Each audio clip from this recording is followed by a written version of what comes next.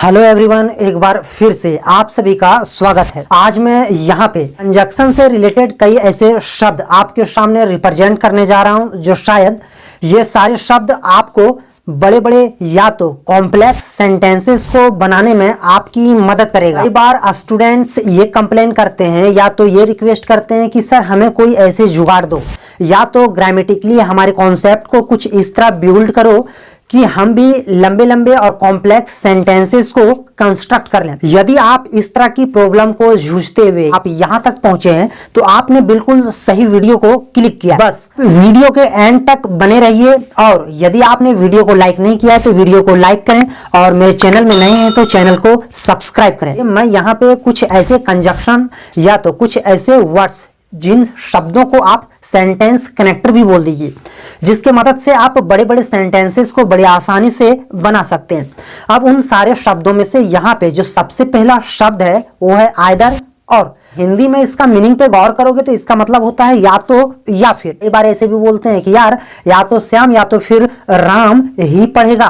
अब इस तरह की सेंटेंसेस को जब आप अंग्रेजी में कन्वर्ट करें तो आप आइदर और का इस्तेमाल करके हिंदी से इंग्लिश में कन्वर्ट कर सकते हैं। अब यहाँ पर सबसे पहले आपके लिए एग्जाम्पल ये रहा, या तो राम या तो फिर श्याम रोटी खाएगा। तो आप बोल सकते हैं आइदर राम और श्याम विल ईट ब्रेड। या तो तुम या तो फिर मैं वहां जाएंगे तो आप बोल सकते हैं आइदर यू और आई विल गो देयर। आइए देखते हैं नेक्स्ट वर्ड को, और नेक्स्ट वर्ड है नाइदर नोर। चूंकि नाइदर नोर का मतलब होता है ना तो ना ही तुम ना ही मैं खेलता हूं। कई बार ऐसे भी बोलते हैं कि यार ना तो तुम ना तो मैं वहां जाएंगे। अब इस तरह की सेंटेंसेस को आप नाइदर नोर से बड़े आसानी से अंग्रेजी में कन्वर्ट कर सकते हैं। और आपके लिए इस कॉन्सेप्ट को और भी ज्यादा क्लैरिफाई करने के लिए सबसे पहला एग्जाम्पल ये रहा, ना तो सीता ना ही गीता पढ़ती। तो आप बोल सकते हैं नाइदर सीता नोर गीता रीड्स। ना तो तुम ना ही मैं वहां जाएंगे तो आप बोल सकते हैं neither you nor I will go there. आइए देखते हैं नेक्स्ट कंजक्शन को, नॉट ओनली बट आल्सो। वैसे तो इसका हिंदी होता है ही नहीं भी है। कई बार ऐसे बोलते हैं कि यार मैं ही नहीं बल्कि आपको भी पैसे देने पड़ेंगे। कई बार इस तरह की भी सेंटेंसेस बोलते हैं शर्मा जी ही नहीं बल्कि वर्मा जी को भी यहाँ पे आना पड़ेगा। अब इस तरह की सेंटेंसेस को आपने हिंदी में बोल दिया।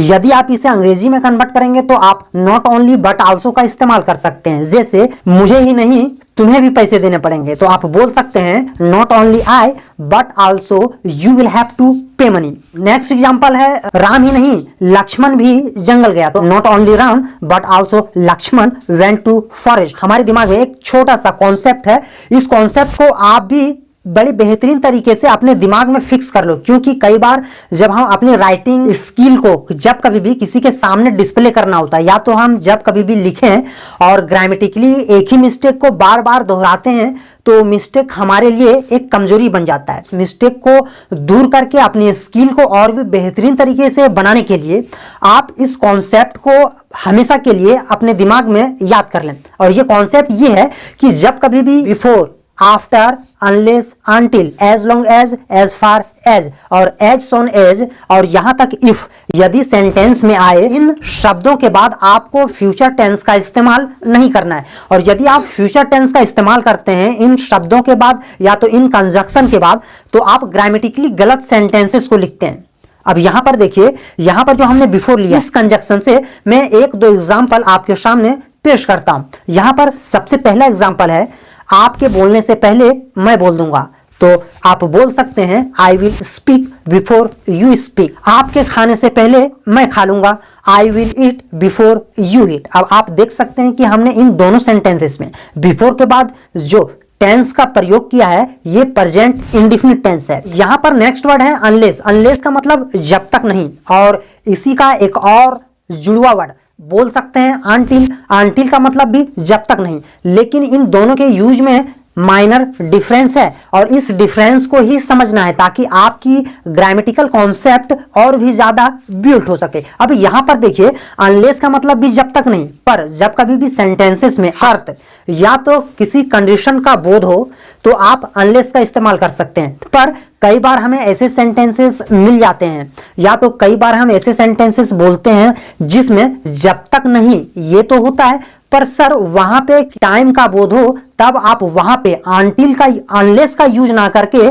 आपको अनटिल का यूज करना है। जैसे यहां पर सबसे पहले अनलेस से यदि मैं दो एग्जांपल आपके सामने पेश करूं तो ये एग्जांपल कुछ इस तरह है। जैसे यदि मैं आपको बोलूं जब तक आप मेहनत नहीं करोगे आप कामयाब नहीं हो सकते, तो आप बोल सकते हैं unless you labour you can not succeed. और दूसरा एग्जाम्पल है जब तक वह पैसे नहीं देगा मैं काम नहीं करूंगा। Unless he gives money I shall not work. Next word है अनटिल। अनटिल का मतलब भी जब तक नहीं, पर यहाँ पर अनटिल का आप जिस सेंटेंसेस में इस्तेमाल कर रहे हैं वहां पे टाइम का बोध होगा। जैसे यहाँ पर सबसे पहला एग्जाम्पल है जब तक बस नहीं आएगी आप नहीं जा सकते। आप बोल सकते हैं until the bus comes you can not go. और दूसरा सेंटेंस है जब तक वह नहीं आएगी मैं नहीं जाऊंगा, तो until she comes I shall not go. Next word है इफ।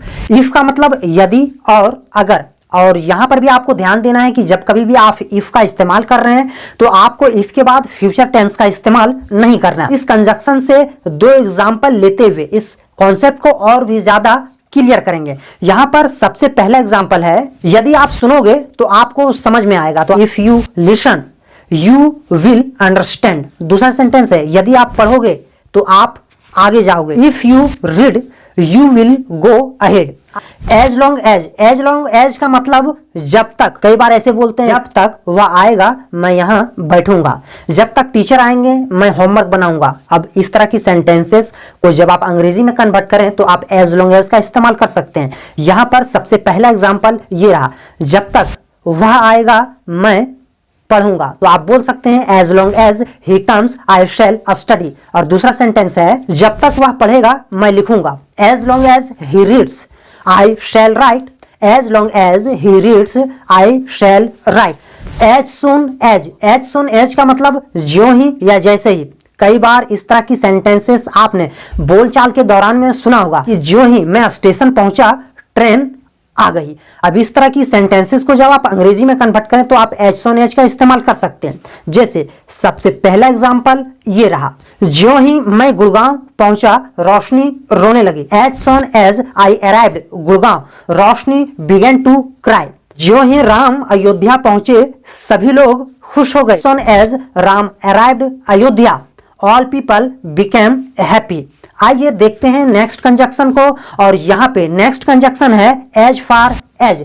एज फार एज का मतलब जहां तक। कई बार ऐसे बोलते हैं कि जहां तक मैं जानता हूं आप ये कर सकते हो। कई बार ऐसे बोलते हैं कि यार जहां तक मैं जानता हूं आप मैथमेटिक्स भी पढ़ा सकते हो। अब इस तरह की सेंटेंसेस को अंग्रेजी में कन्वर्ट करें तो आप एज फार एज का इस्तेमाल कर सकते हैं। जैसे यहाँ पे सबसे पहला सेंटेंस है जहां तक मैं जानता हूं आप यह कर सकते, तो आप बोल सकते हैं as far as I know you can do this. और दूसरा सेंटेंस है जहां तक मैं जानता हूं आप गणित पढ़ा सकते हो। As far as I know you can teach mathematics. Next conjunction है एज। एज का मतलब जैसे। कई बार ऐसे बोलते हैं जैसे आप बोगे वैसे ही आप पाओगे, जैसे आप सोचते हो, जैसा कि हम जानते हैं। इस तरह की सेंटेंसेस को आप एज जैसे कंजक्शन का इस्तेमाल करके अंग्रेजी में कन्वर्ट कर सकते हैं। जैसे सबसे पहला एग्जांपल है जैसे आप सोचते हो एज यू थिंक, जैसे हम जानते हैं as we know. Next conjunction है सिंस। यहां पर सिंस का मतलब चूंकि। कई बार ऐसे बोलते हैं ना चूंकि वह बेईमान है इसीलिए मैं उसे पैसे नहीं देना चाहता। कई बार ऐसे बोलते हैं कि चूंकि वह एक चापलूस है इसीलिए लगभग कई लोग उसके झांसे में आ जाते हैं। पर इस तरह की सेंटेंसेस में अंग्रेजी में कन्वर्ट करें तो आप सिंस का इस्तेमाल कर सकते हैं। जैसे यहां पर सबसे पहला एग्जांपल आपके लिए ये रहा, चूंकि वह मेरे रिश्तेदार है इसीलिए कुछ नहीं बोल सका। Since he is my relative so he could not say anything. चूंकि यह एक समकोण है, since it is a right angle triangle. यहाँ पे दो नेक्स्ट वर्ड जो मैं आपके सामने जिक्र करने जा रहा हूं ये काफी इंपॉर्टेंट है। कई बार एग्जामिनेशन में या तो एग्जामिनेशन पॉइंट ऑफ व्यू से देखा जाए तो ये दो कंजक्शन इस वीडियो का आप मोस्ट इंपॉर्टेंट कंजक्शन बोल सकते हैं। यदि आप इसे बार बार प्रैक्टिस करके या तो इस कंजक्शन का बार बार आप राइटिंग के दौरान में यूज करके आप अपने राइटिंग और स्पोकन इन दोनों में एक बेहतरीन इवोल्यूशन या तो एक बेहतरीन डेवलपमेंट हाइक कर सकते हैं। अब यहाँ पर जो कंजक्शन है वो है ऑल्दो या तो दो, चूंकि इसका मतलब होता है यद्यपि। अब यहां पर देखिए इस कंजक्शन का जो इस्तेमाल होगा ये एक कॉन्ट्राडिक्शन को शो करेगा, यानी एक सेंटेंस जहां पे किसी भी आदमी की पॉजिटिविटी को बताएगा तो यहां पर वही दूसरा सेंटेंस में उसी आदमी की एक नेगेटिव छवि को दर्शाता है। जैसे कई बार ऐसे बोलते हैं ना कि यद्यपि वह बीमार है फिर भी वह बहुत तेज दौड़ लेता है, यद्यपि वह अमीर है फिर भी कंजूस है। कई बार ऐसे बोलते हैं यद्यपि वह एक छोटा सा बच्चा है लेकिन बहुत तेज है। और इस तरह की सेंटेंसेस में जहां पे एक तरफ कुछ और है तो दूसरे तरफ उसी ऑब्जेक्ट का कॉन्ट्राडिक्शन को दर्शाता है, तो आप ऑल दो या तो दो का इस्तेमाल कर सकते हैं। पर यहां पर एक माइनर कॉन्सेप्ट्स आपको अपने दिमाग में फिक्स करना है कि यहां पर हमने जितने भी सेंटेंसेस बोला यहां पे फिर भी, यहां पर इस फिर भी का इस्तेमाल येट प्रयोग में ला सकते हैं। जैसे यहां पे सबसे पहला एग्जाम्पल ये रहा, यद्यपि वह मेरा मित्र है फिर भी मेरी मदद नहीं करता, तो आप बोल सकते हैं although he is my friend yet he does not help me. यद्यपि वह एक बच्चा है फिर भी बहुत तेज है, तो आप बोल सकते हैं although he is a kid yet he is very intelligent. आइए देखते हैं नेक्स्ट वर्ड को, और यहां पर नेक्स्ट कंजक्शन है इवन दो। इवन दो का मतलब भले ही, पर यहां पर आपको ध्यान देना है ये कंजक्शन भी कॉन्ट्राडिक्शन को ही दर्शाता है। कई बार ऐसे बोलते हैं ना कि भले ही तुम अमीर हो पर अब भी तुम्हारे अंदर फकीरी ही दिखता है। कई बार ऐसे बोलते हैं कि भले ही वह अमेरिका चला गया पर उसके दिल और दिमाग में अब भी हिंदुस्तान ही बसा हुआ है। इस तरह की सेंटेंसेस जब भी आप हिंदी में बोले तो आप अंग्रेजी में कन्वर्शन करें तो आप इवन दो का इस्तेमाल कर सकते हैं, पर आपको ध्यान देना है कि इवन दो के बाद यहां पर आपको बट का इस्तेमाल करना है। जैसे भले ही वह शक्तिशाली है फिर भी वह लाचार है, तो आप यहां पर बोल सकते हैं even though he is powerful but he is helpless. भले ही वह अमीर है फिर भी कंजूस है, तो आप बोल सकते हैं even though he is rich but he is a माइजर। Thank you.